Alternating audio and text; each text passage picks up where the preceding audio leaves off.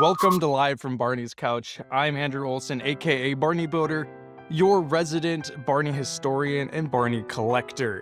Now, this is a new series that I'm wanting to do that highlights, stories from Barney's history and also highlights pieces of my own Barney collection that I have. And yes, I'm sitting on a chair that was used on the set of Barney and Friends and some Barney home videos, hence the name Live from Barney's Couch. Now, on today's episode, I want to tell the story behind how Barney was designed, because it's a really interesting story and a story that I don't think a lot of people know. Now, in order to tell the story behind Barney's design, we need to go way back to May of 1988. So pre-production on Barney and the Backyard Gang was ramping up. And the producer and director, John Grable, was really putting together the entire production team to make this whole thing happen. John had the most television production experience out of almost anyone else on that founding team, and they were really relying on him to make things happen. And so he went through his own personal list of contacts and brought a lot of people in that he had worked with previously. One of those people was a woman by the name of Jamie Ruth Conner. Now, it became apparent that they needed an art director for the shoot, and John had previously worked with Jamie in another children's show that was filmed in the early 1980s called The Sunshine Factory. He trusted Jamie, he knew she did amazing work, and so he called her up and told her about the gig. A couple of days later, Jamie goes in with her whole portfolio, ready to show John, thinking this is a whole job interview type situation. And, when she gets to John and meets with him, she pulls all this out and he just goes, "Do you know why you're here?" And she says, "Isn't this a job interview?" And he goes, "No, you have the job. I just need you to get started." And that was that. And so she started as the art director that day in May 1988. Now, the first thing that he wanted her to do was to actually fire the production designer that they had hired for the show.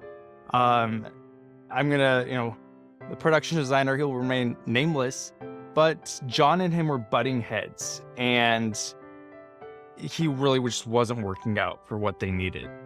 He had already designed and built the sets for the backyard, the house, and the clubhouse. But beyond that, they didn't really want to use him for the shoot. Now, that's the whole story for another day. But today I want to focus on Jamie. Jamie was asked to fire him, and that's what she did. Then after that, she goes back to John and says, "What's next?" And John says, "I need you to deal with the dinosaur. They're having a lot of issues with the Barney costume." They had hired Irene Corey to design and build this costume. Irene was a world-class, world-renowned costume designer and costume fabricator. Her vision for Barney was not the same as John, Kathy, Cheryl, and Dennis's vision for Barney, though. And so they needed another pair of eyes to come in and help refine this design. Irene really wanted this realistic dinosaur. If you look at the early sketches of Barney, you'll see him with claws, teeth, scales, and that's not really what they wanted.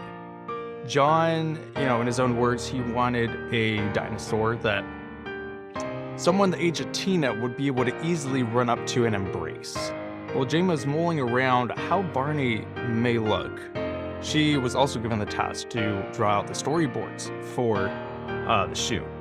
And she drew all the storyboards out, she brought them to John, showed them to him, and he took one look at how she drew Barney and goes, That is the Barney that I want. I want you to make him look like that." And from there on, Jamie went off to the Irene Corey workshop. And at this point, Irene was actually working in tandem. She was working on some life-size dinosaur statues for a museum exhibit. And she kind of removed herself from the project to go work on these other statues and left Barney in the hands of her niece, Suzanne. Jamie shows up to the workshop, and the dinosaur's just about 50% done, about halfway finished. It already has a body, already has a head and everything. And Jamie brings the sketches in and shows Suzanne what they're thinking, and all the alterations they need to change. and the two of them go to town on the dinosaur, and they have to take the head off. They make major body alterations. They pull the claws off the feet and replace them with ping pong balls. Jamie's the one who chose the color palette purple, green, yellow. And I met with Jamie a couple weeks ago, and I asked her why those colors. And she says simply, that shade of purple was just popular in the late 80s. And so that's why she picked it. She was also the one that came up with the spots on Barney's back. So with Jamie's help, Suzanne completed this costume. They spray painted it purple. And that was that. That's how the first Barney was designed and built. It was a kind of an interesting story I found. I went down and met with Jamie in Texas a couple weeks ago, and she told me the story. And no one, this has never been told before. And, everyone always assumes that Irene was credited with designing Barney, which Irene did take more involvement once the costumes were transitioned to fleece. But that early suit was really Suzanne and Jamie. So I thought that was really interesting that suit really set the foundation for everything that came after. So let's take a break and look at some pieces I've added into my collection over the past couple of weeks. Now, if any of you have watched my previous videos, you'll know that I'm a big Barney collector, and I'm constantly adding and adding pieces to my collection. And so monthly, I get dozens of pieces monthly that I like to add. And so here's some of the pieces that I've added over the past couple of weeks. So I've actually added a lot of clothing pieces and shirts over the past couple of weeks, surprisingly. I don't have a ton, or I didn't have a ton before this last month. And so I'm glad that, I came across a lot of these things. This is an interesting piece of Barney's history. This is a Family Fest shirt from 1993. And it was a festival held up in Minneapolis to raise money for a children's hospital. And Barney came out there. And yeah, this is just a children's shirt from it. I thought it was a great, piece to preserve as part of Barney's history. Next, I have a crew member shirt. This is fun. This is Barney Communications. So this was the press team that would have been given this in the late 90s. Next up, I have another crew member shirt. Now, this shirt is from the crew from the Barney movie, and it says Barney Movie Team on the front of it. The back of it has Barney's Great Adventure, and I've never seen one of these come up. So when I did, I jumped on it and grabbed it. I do not know the crew member this came off of.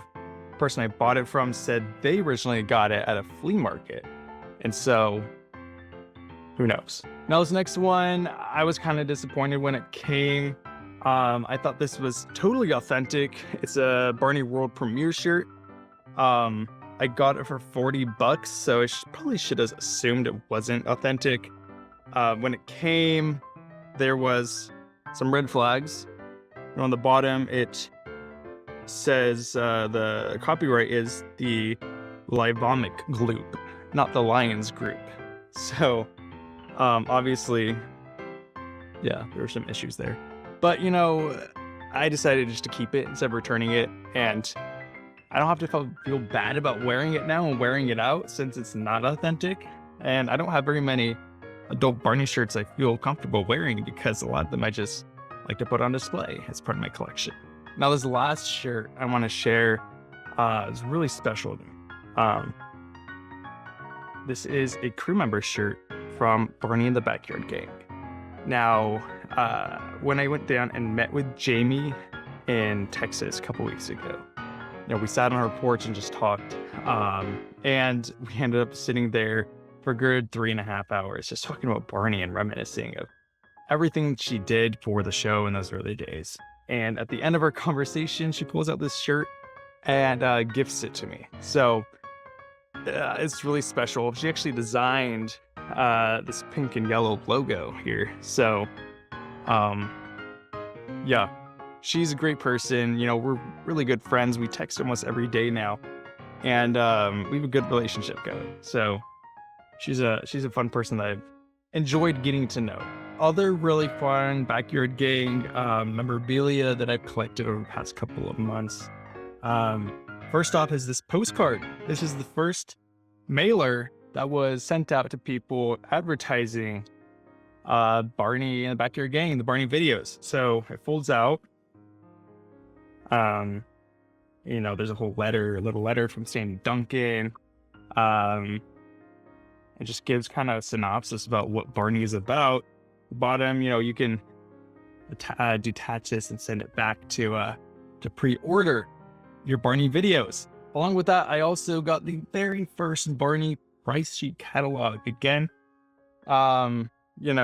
it's double-sided. It has the prices of the videos and the books and the cassette tapes on this side, and then on this side, it kind of just gives a synopsis and of who Barney is and the publications he's been seen in.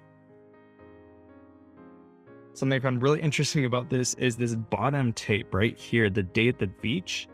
It has a different cover than is seen on the actual release. I find that interesting. Going back to this sheet, it says The Day at the Beach was originally supposed to come out in October 1988. Obviously, there were some issues with post-production, and so it didn't come out until 1989, but it was supposed to be the second video to be released, and Backyard Show, of course, was the first. And the reason they're released out of order is a story for a different day. Now, this next piece of Barney history I have is actually a letter that Cheryl Leach wrote. It has her signature on the bottom of it. This was written January 4th, 1995. It says, "Dear David, what a remarkable woman and effort. Should we consider giving some of the money from the Barney movie to the Pediatric AIDS Foundation? Looking forward to seeing you soon. Best regards, Cheryl, creator, executive producer." I've also added quite a few plush dolls to my collection over the past couple of months. Plush dolls, I think they're probably the best seller of any Barney merchandise. Maybe the VHS tapes were ahead of them, but there's a lot of plush dolls out there, so they're easy to get their hands on. This is a fun little guy. This is for the 10th anniversary of Barney. He's a tiny little plushie, and if you squeeze his belly, he opens his arms up. Next we have is a 2-foot tall Barney plush, manufactured by Golden Bear. He has his little tag on still. I found him on Craigslist, believe it or not, for about $20. And he does need to be cleaned. There's dirt on him, but for a $20 buy, it's not bad. Next up, I have a Barney plush doll from the Barney Big Surprise tour. Look at his shirt. It has Barney's Big Surprise on it. He's in pretty good condition. He too has his tag on, though it's a little crumpled. But I don't remember how much it paid for it, but I don't think he was too much. So it's a good buy. Now you'll recognize these guys. These are the 1990 Dakins. I have, probably about 6 or 7 of them at this point. Both of these, this one I got for $10. This one I got for about 30. So I thought those were good prices. I couldn't pass them up, and they're in pretty good condition. This one does have some spots missing or right away, but this guy I thought was kind of interesting because his stance is so much wider than the normal Dakins. And so, if you compare him to this guy, so I thought that was interesting. And you can never have too many Barney dolls. Next up, I have a Baby Bop Golden Bear. She's in really good condition, and I think this is my first Golden Bear Baby Bop. I have a couple Dakin Baby Bops. If you want to compare them side to side, this one does appear to be more shiny, and the texture of her is more satiny than the Dakins were. Also, if you notice, the interior of the ears, the silk is 2 different colors, which kind of interesting. And I don't know if that's just because it's faded or what. But side-by-side comparison of a Dakin versus the Golden Bear Baby Bop. Next up, we have another Chicago Bears Special Edition Barney. Now this is my second one of these. This one's actually in better condition than the other one I have. and I paid about $5 for him. So not too, did break the bank this time. These were given out at a Chicago Cubs game. Let's see, July 17th, 2001. And so they're limited number of these out there, but they're highly collectible at this point. And now I also got a bunch of packaged Barney toys. Like this guy is a little nightlight. That's fun.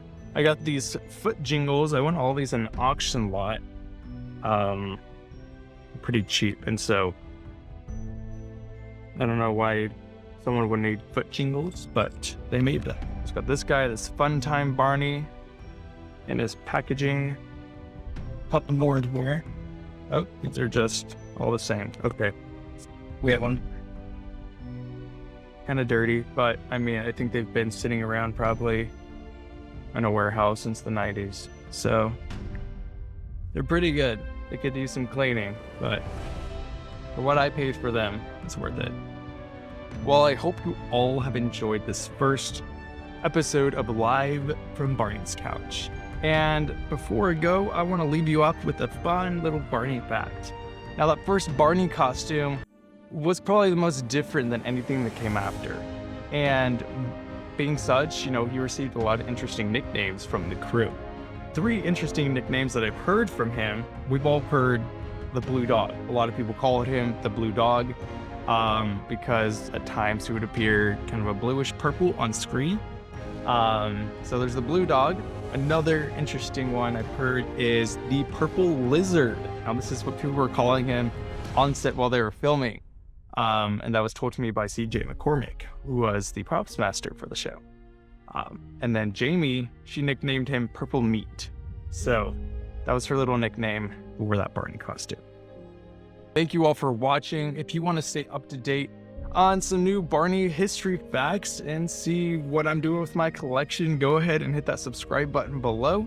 If you have questions about Barney's history or about my collection or anything Barney in general, you can go ahead and leave a comment in the section below and I'll try to answer them as quickly as I can. Thank you all for being here, and we'll talk to you next time live from Barney's Couch.